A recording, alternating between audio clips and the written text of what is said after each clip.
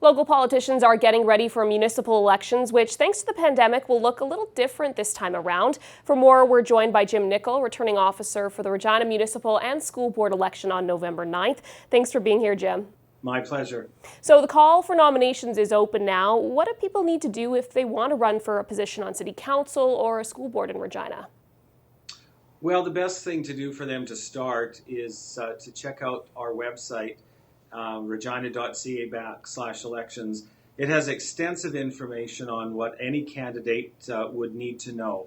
That includes information on the number of people that need to sign their nomination papers, to information about campaign expenses and the do's and don'ts of advertising during a campaign, as well as it gives a wealth of information for voters in terms of you can type your address in and find out what ward you're in or what school subdivision you're in.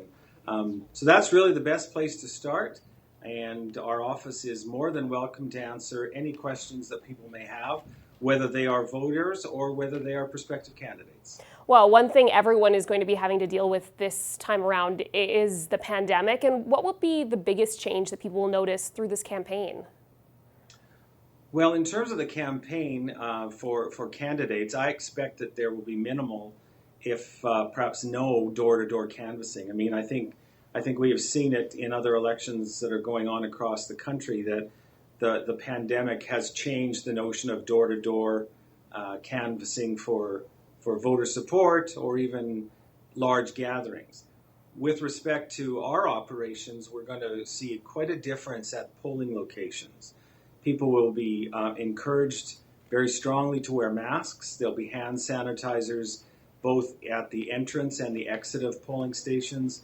People will come in, they will see the election workers that will be wearing masks. They will be separated by physical distance, as well as there'll be plastic barriers. And there's going to be essentially rope lines where people have to stay within while they are taking their ballots back to vote on, and then to place in the ballot machines. So that alone is going to be different. And we're also very enthusiastically encouraging people to sign in for mail-in ballots. That can be all done. The information is found on the website.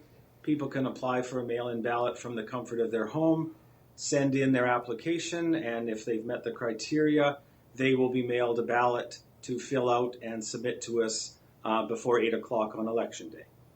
So you mentioned obviously some of the changes we'll see on election day for those who maybe want to vote in the more traditional sense at their polling station. But we might also see more using mobile polls or voting in residence. How does that work? Right. Well, the mobile polls are something that have been done for a long time, and that's particularly for people who have mobility challenges and other health-related issues. And that is where an election worker, after an application has been made, will arrange for a time to go out to the resident's place, their home, and they will bring a ballot, and everything will be done confidentially and secretly, as well as there will still be physically distanced requirements. So that a mobile poll is where we actually take our voting equipment, and an election official will go out and conduct it at a person's residence. The mail-in ballot application, traditionally was for people who were going to be away. Perhaps they were going to be in the hospital having surgery, or they were maybe going to be out of the country or working or something. And this year, because of the pandemic, those restrictions have been relaxed. And so anybody can apply for a mail-in ballot. There will be a lot of people who just don't feel comfortable coming out to vote on election day. They may be have an immune compromised situation that they don't want to expose themselves to.